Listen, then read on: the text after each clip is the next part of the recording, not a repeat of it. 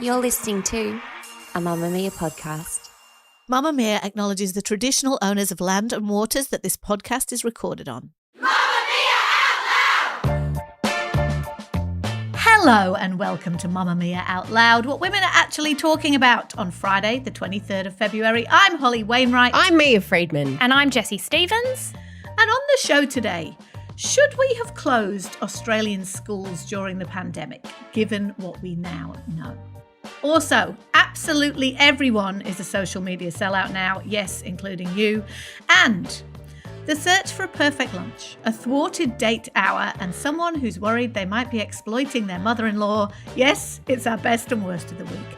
But first, Mia Freedman. In case you missed it, the Alabama Supreme Court has ruled that embryos are children. Essentially, this means that every embryo that's created with IVF is now considered a person in the eyes of the law. And this all kicked off, obviously, a number of years ago when the Supreme Court in the United States overturned Roe versus Wade, which was national legislation that said abortion was illegal. Now it's gone state by state, and each state has sort of competed to wind back the date at which women could legally seek abortions. Now it is preconception. So it's actually terrifying and extraordinary, this new law, because they have ruled that embryos are considered extrauterine children, which means children that exist outside the mother's body. And it puts multiple different parts of the IVF process in legal jeopardy because it means that people may no longer be able to freeze or thaw or transfer or test embryos using best medical practice. The other thing that it means is that people almost always make more embryos than they use. And so because this makes it unclear about whether you could ever dispose of these embryos under the Supreme Court ruling, because they've essentially been ruled children, you either have to pay to keep them stored forever, or you have to just have them all implanted in you, which means there'll be a lot more multiple pregnancies, really high risks for mother and really high risks for the children. Did you know, I looked back on this because it seemed sort of out of the blue. The decision actually came in light of a wrongful death case that was brought by people who had their embryos destroyed at a fertility clinic accidentally. So the fertility clinic who were meant to be looking after their embryos destroyed them. It wasn't on purpose, but let's say there was a fire or something. Yeah. And then in order to sue them, their lawyers had to use language. It was anti-abortion language in the Alabama Constitution, which was from 1872, where they basically had to sue over the death of a minor child, and that applies to all unborn children regardless of their location. So I remember this happening with, it's sort of a discussion that's often brought up in the pro-life, pro-choice debate, where they say if a woman is 12 weeks pregnant and she's in a car accident or she's the victim of violence, then is that two lives or one? And that's sort of where this has come from, which I think is, if I had frozen embryos and they were destroyed, like that is a devastating that would loss. be absolutely devastating. But also, if they were wanted. As with so many of all of the cascading issues that's coming out of America's wrestle with abortion, it just puts even more pressure on women. I mean, I know, and I'm sure many out louders do, people who have embryos on ice here in Australia, and maybe they've already had the children that they'd planned, and they're making a decision every year about what to do with them. And that can often be a really emotional and difficult decision. Yeah. And adding these levels of unnecessary blame and emotional distress to women and fathers, but at this time, it just seems so unhelpful. In Australia, when it comes to making the decision about any extra embryos that you have 5 options. You can pay, it's around $500 a year, $500 or $600 a year to keep them on ice because that costs money. You can use the embryos to try and make a baby. You can donate the embryo to a known or unknown recipient. You can donate the embryo for research purposes, or you can, it says here, allow the embryo to succumb, which basically means it's destroyed. Like it's thawed out. Some people decide to take them home because they don't want any more children, but they want to do something significant at home, maybe buried in the garden. I mean, obviously these things are almost microscopic. Because the thing with an embryo, it's different to egg freezing. I remember looking into this when I was exploring whether I should do an egg freezing thing. Embryos are when it's you and your partner and Correct. You've created an embryo. And the reason why that is often something that people consider is because it has a higher rate of success, pregnancy and birth, than just egg freezing. I see, yeah. What you're saying is that even if you just want to freeze your eggs, some people will turn them into embryos, like with a donor sperm or something. Yeah. That's so interesting. There's one other option that was given to friends of mine when none of those options felt comfortable for them. They are very Catholic. You know, they felt very conflicted about it. They didn't want to pay. They'd finished. They hadn't had children actually, but they'd had many rounds of IVF, and they'd decided reluctantly they'd run out of money and they'd run out of commitment to do it anymore. It was too devastating. So what the clinic said was, what we do sometimes for people who are stuck is that we just basically inject the embryos into the womb, like just with a turkey baster. We just put them in and then they just sort of fall out because you haven't been prepared for hormones or whatever. So they did this to my friend. She had 2 embryos left and she had twins at about age 48. Oh, my goodness. Yeah. So the other thing, very complicated when you think about it. The other thing with the embryos in Alabama is that with fertility clinics, sometimes what they'll do is test for genetic abnormalities. And what this legislation is doing is basically saying you can't have that time to work out if this embryo is compatible with life. And that could mean, the choice is then, and we know with Alabama law that once that embryo is in you and growing, you also don't have a choice. And who's responsible? So a lot of the providers and the fertility clinics are saying, you know, if there are embryos that aren't viable, and so if it's your embryo and you say, well, I don't want it or whatever, the person who thaws it out, are they then potentially charged with manslaughter or murder because it's considered a child in the eyes of the Alabama court? So it never ceases to freak me out, the land of the free and the lack of trust that they have in any women in particular to make their own decisions about their lives and their wombs. A big question for Friday. Should we have closed Australian schools during the pandemic, given what we now know? It's 4 years this month since COVID was declared a public health emergency of global concern. Isn't that crazy? 4 years. Wow. I know, 4 years since we all started to experience something completely new. yeah, it's our COVID-versary. Yeah, I know. Our lives being completely overturned by something that we knew almost nothing about at the time. They were innocent times, they were, at those early days. Anyway, now, 4 years on, we're in the middle of an exercise of hindsight at all kinds of levels, an examination of what happened, how it happened, you know, how different countries responded.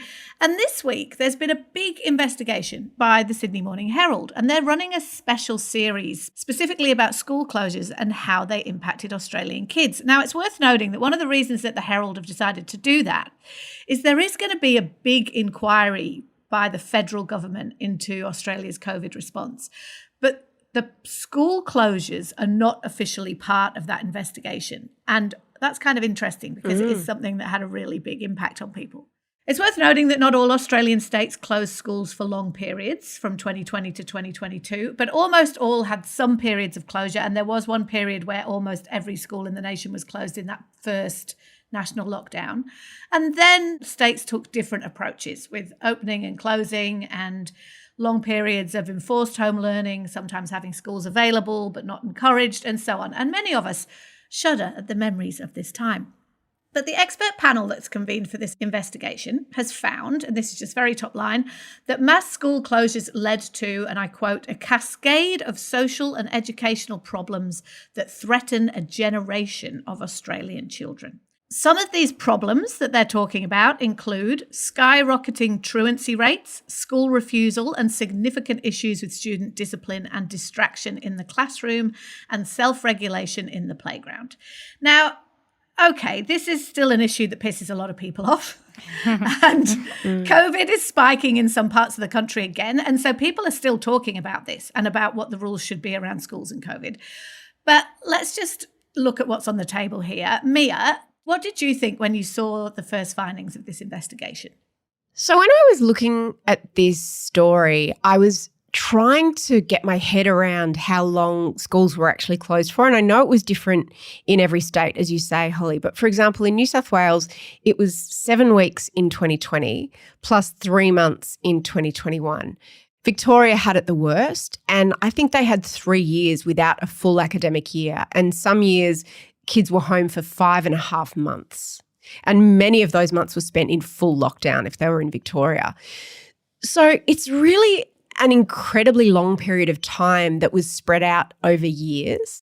And I think it's worth remembering that. Now, it's really hard to have these conversations because wisdom, of course, is easy to have in hindsight. And at the time, I think it's really worth saying everyone thought they were doing the right thing. And it was an unprecedented event. And no one was deliberately trying to hurt kids or anything. But where I also get stuck is thinking about if we did it again, and I was very supportive of those school closures at the time, and let's not forget that, you know, in places like New York and Italy, tens of thousands of people were dying and morgues were overflowing, and we had so many deaths here in Australia as well. So everyone was very scared.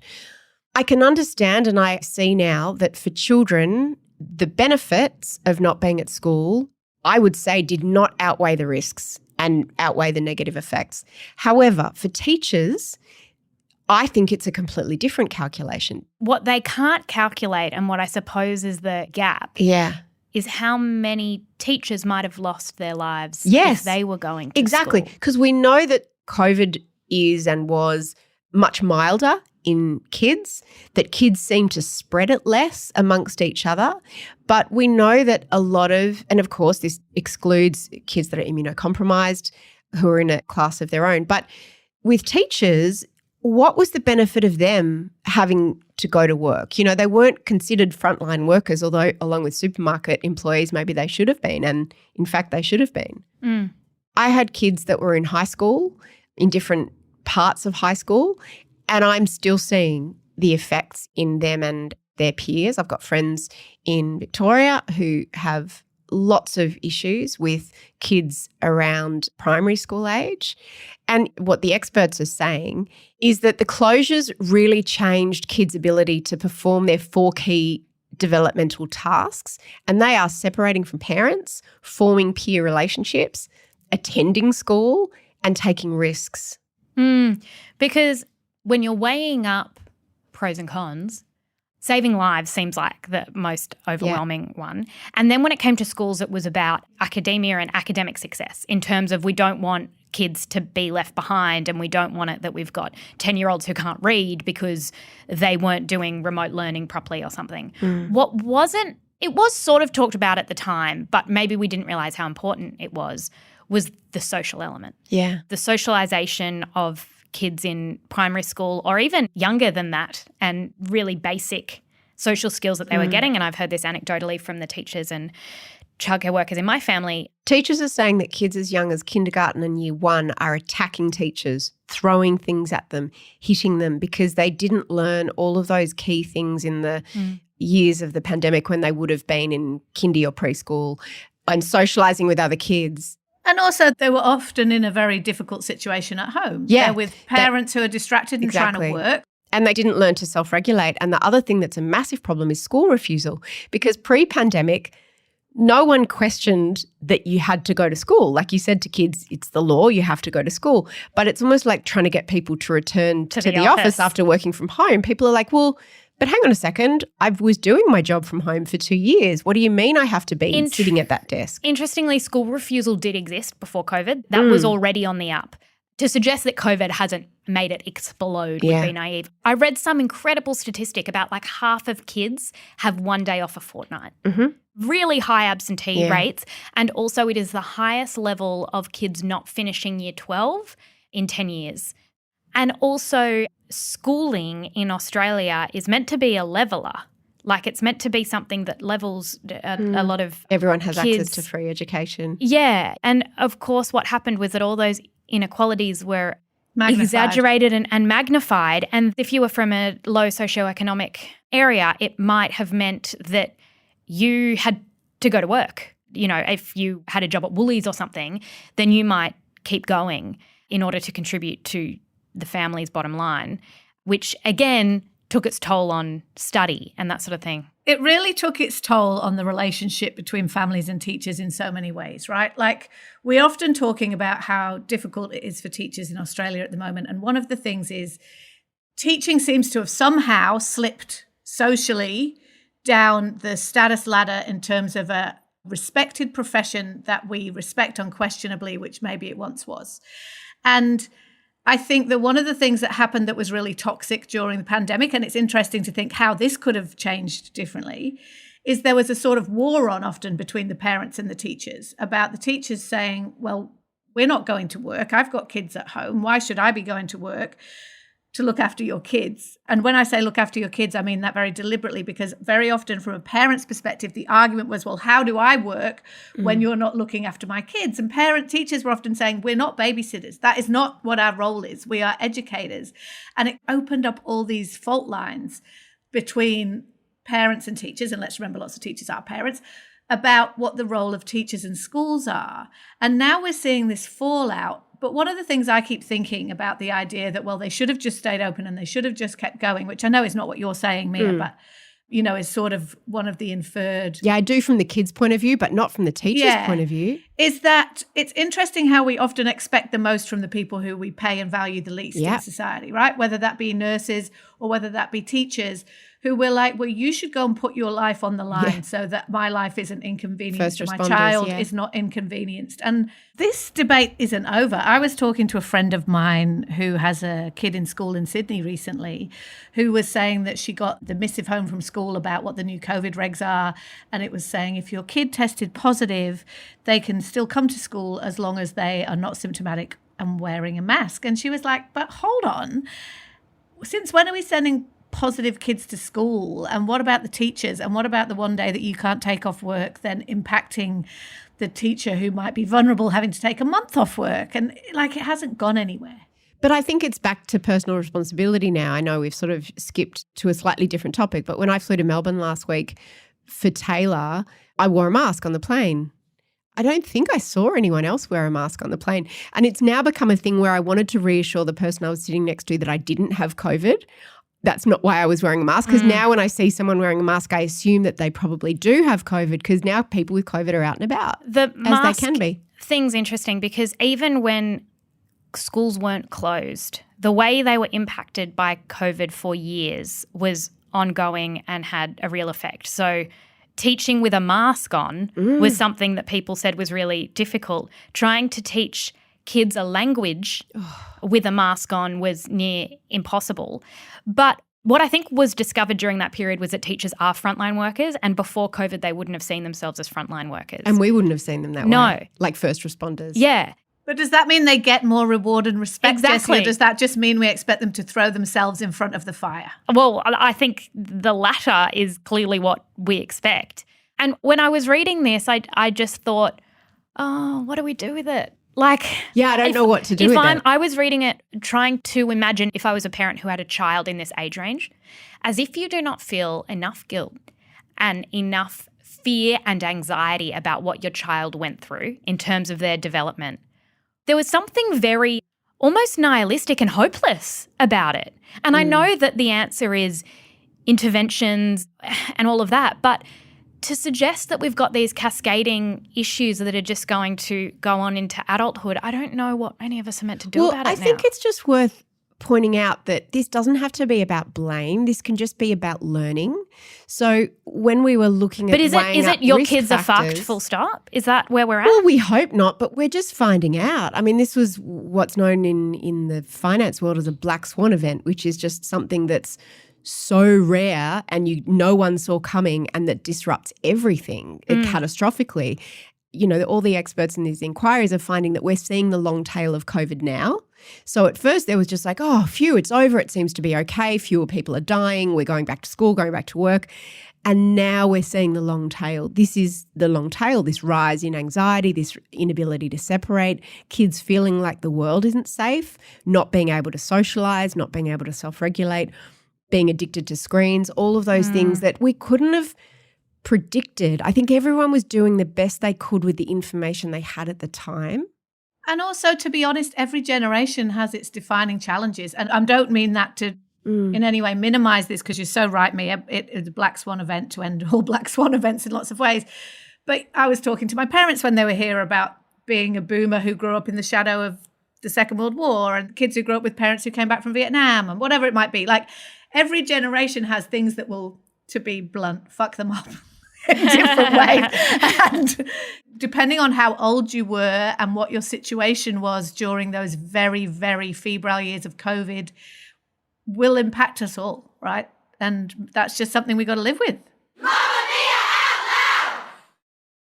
I'm obsessed with this article I read for Vox, and it's titled, "Everyone's a Sellout Now, So You Want to Be an Artist? Do You Have to Start a TikTok?" Her point, yes, you absolutely do. Spoiler. I got an email recently from someone who wanted some advice on media and how to get into it, and I was like, I'm so sorry. I have to go and make 17 TikToks to sell the article that I wrote. My only advice is TikTok. Her point is essentially, whether you are an artist, you're a manager, you're a cleaner, you're an astronaut, you cannot escape the tyranny of the personal brand. Whereas once we might have had a business card, now we have to shamelessly self-promote at all times.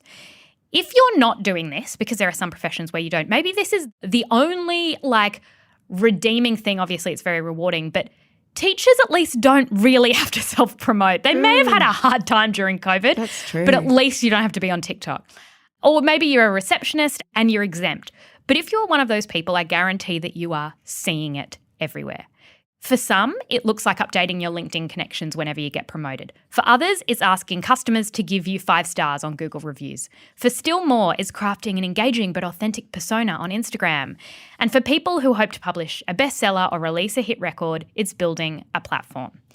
And this kind of self-promotion, whether it's on LinkedIn or Instagram, even if you're starting up a florist, right? The first piece of advice you will get is you need an online platform, you need a presence. And it's laborious, it takes time. And for many of us, it's inescapable. You might have noticed that woman from high school is trying to sell you her online course, or a friend has opened a small business, or your real estate acquaintance suddenly makes these videos. I've stalked this real estate agent who just makes these videos that I'm like, that took you 3 days to make. How are you selling any houses? You not only have to do the actual work. That's how they're selling houses. That's the problem. Yeah, exactly. Well, you have to be basically an entrepreneur. It's worse than that, because you have to be a marketer and a publicist as well as being good at your actual job. Yes. Which is probably not in marketing or publicity. This is my favourite part of the article. You've got to spend your time doing this even though it's corny and cringe, and your friends from high school or college will probably laugh as you try to become an influencer. You've got to do it even when you feel like you have absolutely nothing to say, because the algorithm demands you post anyway. You have to do it even if you're from a culture where doing any self-promotion is looked upon as inherently negative, or if you're a woman or whom bragging carries an even greater social stigma than it already does. You've got to do it even though the coolest thing you can do is not have to. 100%. Mia, you've always been good at this. A notorious self-promoter. You love self-promotion. You do, yeah. You are very good at it, though. You do it very naturally. Do we just have to accept that this is the age of the personal brand? Or is this corrosive, and is there a world in which we can just reject it and just do our art instead? I think it would be so nice. I think that the cultural shift is extraordinary when you think about, it wasn't that long ago when calling someone a sellout was pejorative. And if you said to a singer or anyone, and basically it meant 2 things. Firstly, that you had commercial success, and secondly, that you were self-promoting.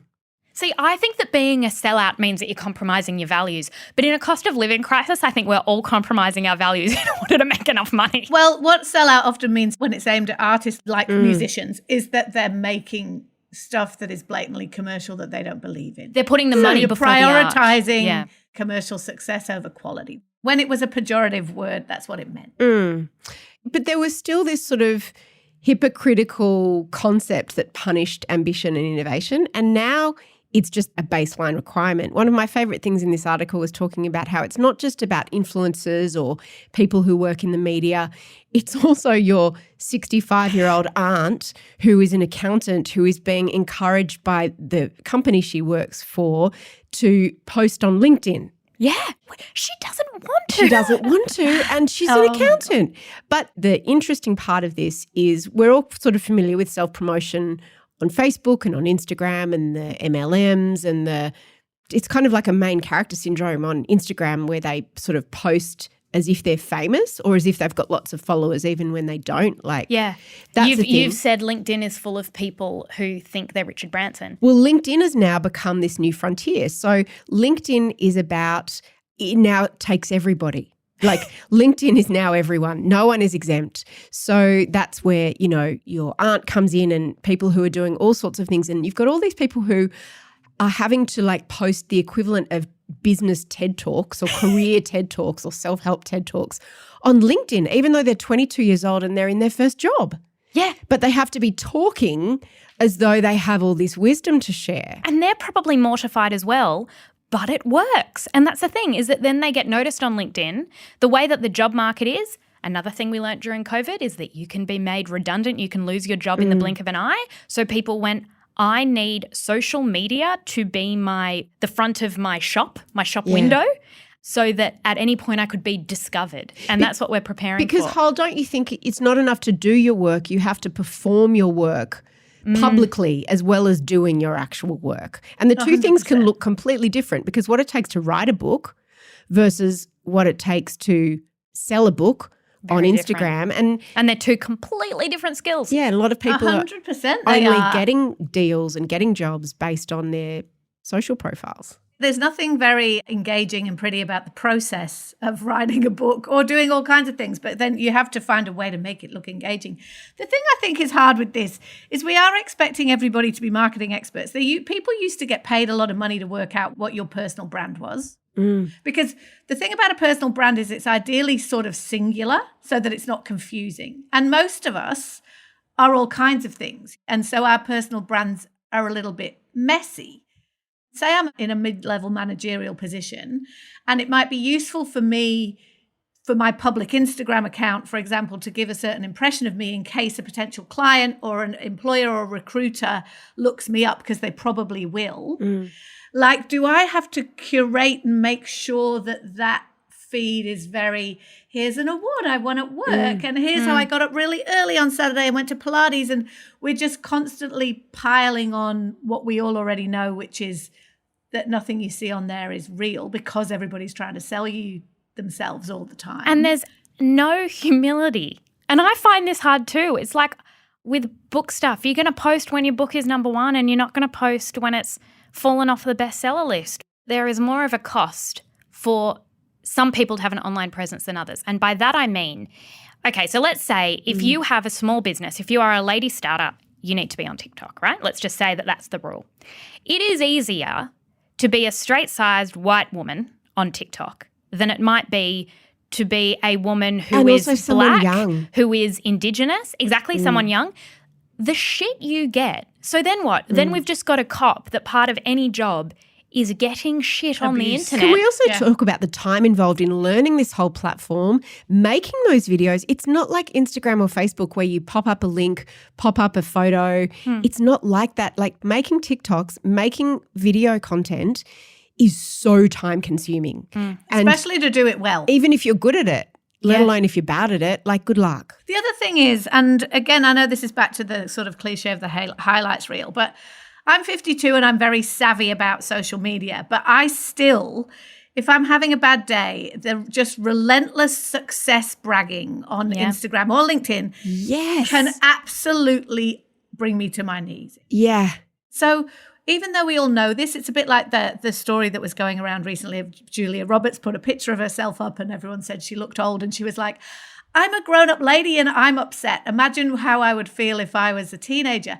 That's kind of how I feel with the relentless success narrative. That's all you ever see there, right? The only time you ever see a fuck up or setback or I got in trouble at work or I did something wrong is when it's part of the next success narrative. So you'll be like, it's part of my LinkedIn because now I'm great. You know, Here's what I learned from my failure. Even though we got a bit obsessed for a while with failure porn, like the how to fail and all that, still those stories are only told through a lens of, and then I succeeded. Yes. So it can be so soul destroying because it makes everybody feel like everybody else is just winning all the time. And That's so hard. So true, whole. And then there's also, you can see when they're like, okay, now I need to post. And I've done this too, not so much anymore because I'm so conscious of it. Now I need to post something that's vulnerable. Something that says I'm having a really bad day and I know and I'm what just you like see. you. I'm just like you. And I just want to say it's okay to say that you're having a bad day. Anyway, next post, back to my success. Exactly. My business made its first 100,000. The other thing that makes that into a trap is that if you did post about your failures, then that would damage your success rate because people are like, oh, well, clearly Can't trust her. whatever she's doing is shit, so we're not going to do like. I reckon this is why, they keep talking about Australian productivity being down. I reckon we're on LinkedIn too much. I reckon if everyone got off LinkedIn and stopped writing like inspirational quotes on LinkedIn and actually just did the work, our marketing is getting better at the exact same rate as our work is getting worse. Outlouders, if you want to listen to us every day of the week, you can get access to exclusive segments on Tuesdays and Thursdays by becoming a Mamamia subscriber. Follow the link in the show notes to subscribe and support us, and a big thank you to all our current subscribers.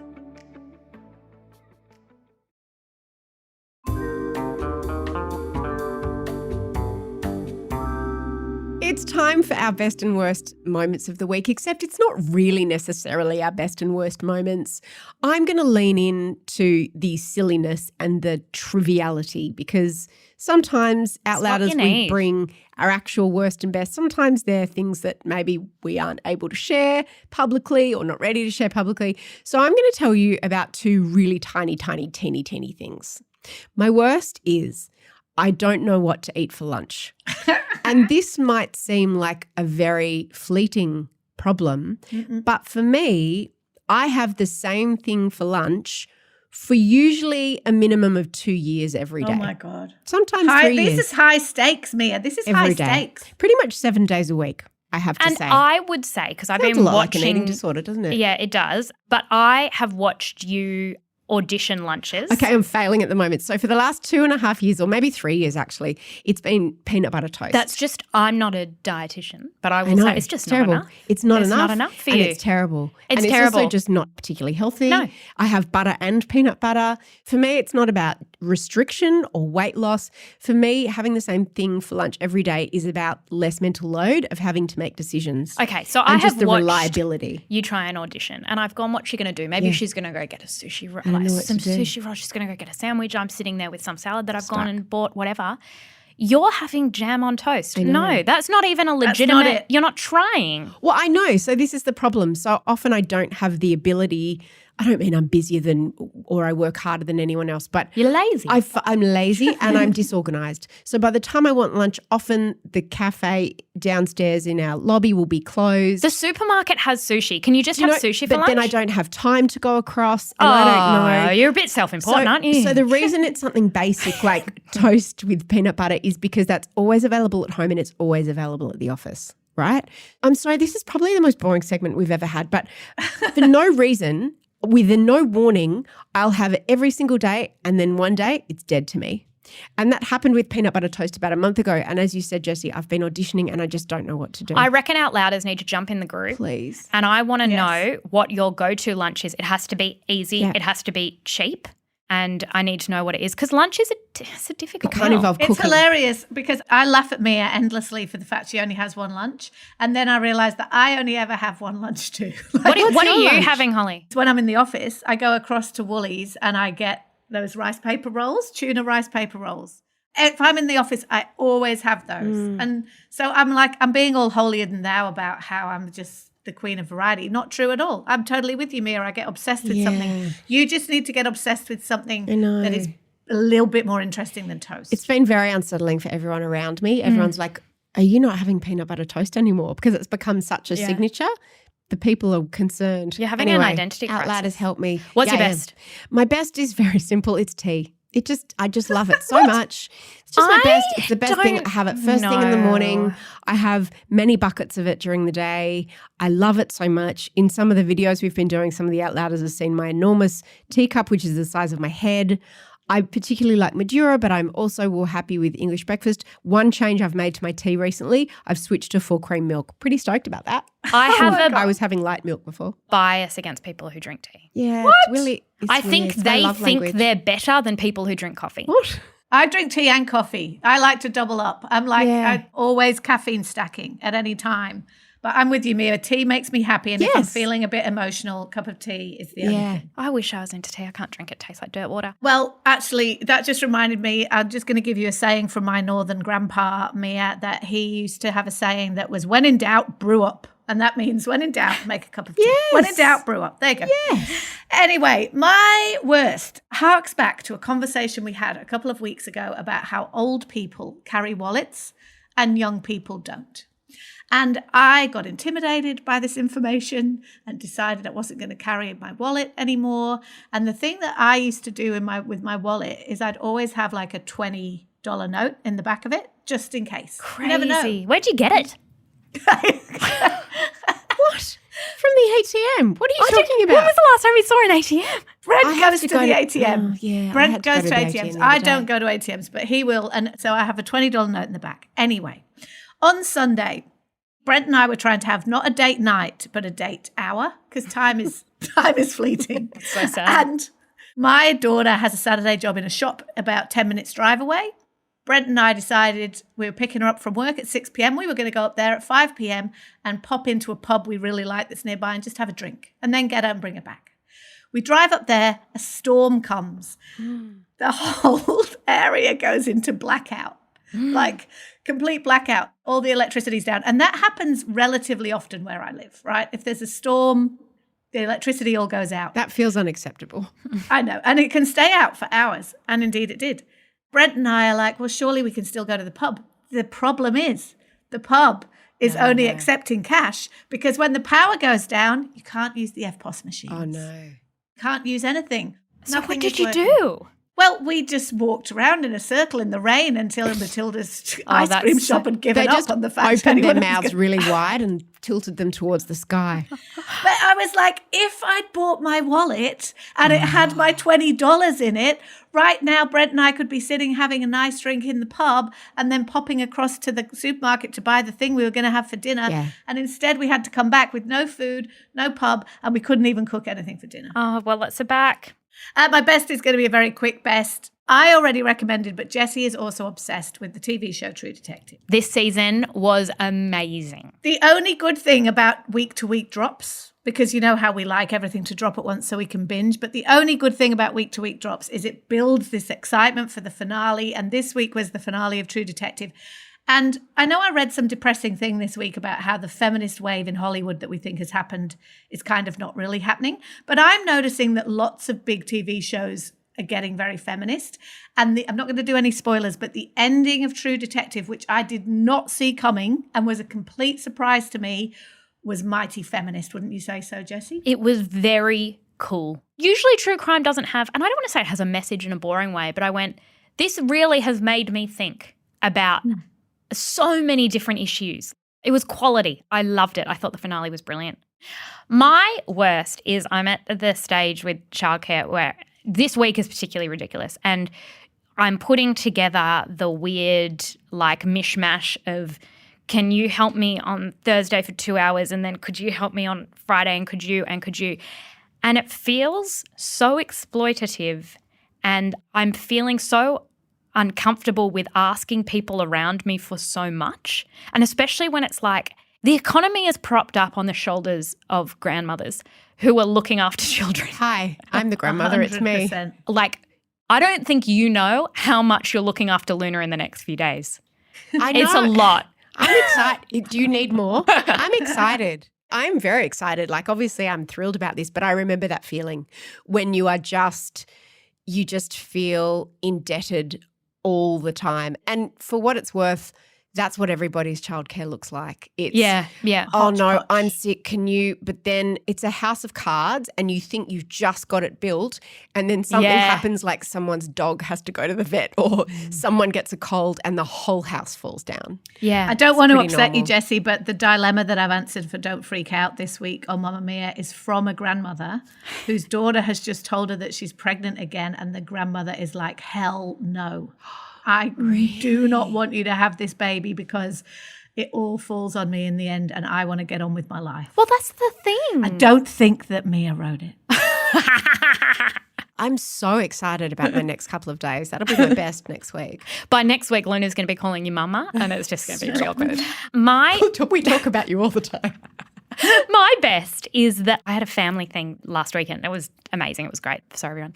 And my uncle, who is the guy who started Just Cuts, right? My uncle was a hairdresser, and then one day he was like, I'm going to try, like real. Like, Is he a billionaire? he just loved to cut hair. And you know what? I imagine he's a rich guy. He's not a showy guy. I think our family would probably bring him down a peg. But he's, he's not showing up in a fancy car and like, I didn't get $10,000 for Christmas, I'll tell you that. Anyway, he's there. And he mentioned something about Mia and something about Lee Campbell. And I'm like, how do you even know Lee Campbell? Whatever. I just didn't understand. Anyway, he shows me his phone at one stage and he goes, Lee Campbell mentioned one of our products on A Just Cuts product. a Just Cuts I product. didn't know they did product. They did some hair miracle thing, right? And I had totally Ooh, I missed would this. like to buy that. I like, Mia, apparently you recommended it on Instagram somewhere. Okay. I think you shared a Lee Campbell article Okay. where she, you know how Lee does dupes and she says like, this one is like $50. Like Yeah. it was some really expensive hair miracle thing. And then Just Cuts has done their thing because their products are affordable, but yeah. And was basically like, this one's just as good, right? Lee says that. Next thing you know, it's exploded. My Christmas present is going to be so good because of their like online. And he was just showing me and I was like, I should pretend like I somehow orchestrated this. I had no idea. It's amazing what you can do with a platform for small business. Like the Yes. way you can move the needle Yeah. is extraordinary. And you That's- just mentioned yeah. something. Lee wouldn't have even thought anything. She was just authentically, But you saw it wasn't the real sponsored. person behind it. Yes, but then they're going, look what happened to our business this week. We can't even that's lovely. got all of these orders. And I was like, what we do is pretty bloody cool. So that was my best.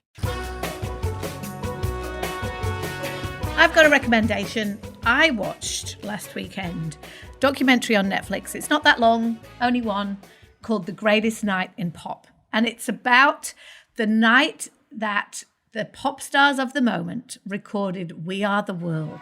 We are the world.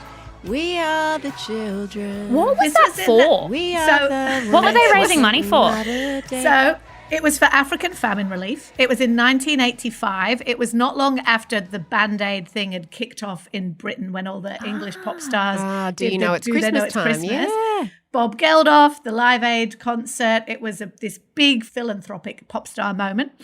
Lionel Richie, not someone I think about very often, Lionel, but anyway, Lionel Richie and Quincy Jones were the people who decided, well, if the Brits are doing that, we are going to do one too. And we are going to do We Are the World. And they decided the best time to do it was a time when they had all the pop stars of the moment would be in LA for the American Music Awards. And they were going to do it straight after the ceremony. So they started recording at 10 p.m. They finished at like 10 a.m. So it's one long night. And this footage is of the whole thing. How incredible. And that was before Zoom, so everybody was actually in person. I remember Everybody it was, was there. Michael Jackson, Cyndi Lauper. Yeah, it was. It was all these amazing stars. And it was really interesting into insights into they invited some stars in the hope that their more famous friends would come. They spend all night hoping Prince is going to turn up and then he doesn't turn up. and they didn't invite Madonna. Why? Because they thought at the time, like, Madonna. And then, Oh, you wow. know. Because I was just thinking, I don't remember Madonna being in it, but Cyndi She Lauper I wasn't. can remember. And it's really fun watching all these pop stars being really nervous about singing in front of each other and who's really scared about it. And then also the feedback they're being given that you didn't do that very well, you've got to do it again. And like, it's just enormously pervy. It's a lot of fun. It's very Gen X sort of retro-y. And Bob Geldof turns up to give them all a pep talk about why they're there and how important it is. Where can somebody I watch gets it? really drunk and they have to ask him to leave. Like, it's just Was Bob Dylan there? That's my Bob memory Dylan of the is film there clip. and Yeah. he can't sing in front of everybody. He gets really worried, and then Quincy Jones has to kind of, it's really, really great. It's called The Greatest Night in Pop. It's on Netflix, and it's just an easy Friday night kind of watch. On yesterday's episode, I mean, we had a little bit of a meeting in that I have been looking at parenting styles. My TikTok feed, all my social media is trying to tell me that I have to pick a parenting style. I find that so wild that there is like You have to pick one. a menu and you have to decide which one you're going to be. Yeah. And so So you have to pick a grandparenting style too, Mia. Yes. Yeah. So I went through. Cuddly. There's something called like a silky mum, a crunchy mum, a scrunchy mum, gentle parenting. These are all new to me. Yes, and we went through them and we decided what kind of parent I'm You going to should be. Because as we know, once you decide, you're really consistent throughout all the stages. Very consistent. So yeah, we discussed that on this week's subscriber episode. There are links in the show notes. Thank you, as always, for listening to us on Mamamia Out Loud. We will see you next week. This episode was produced by the marvellous Emeline Gazilas. The assistant producer is Tahli Blackman, and there's been audio production from Leah Porges. Have a wonderful weekend. We'll see you on Monday. Bye-bye. Bye. Shout out to any Mamamia subscribers listening. If you love the show and want to support us as well, subscribing to Mamamia is the very best way to do so. There is a link in the episode description.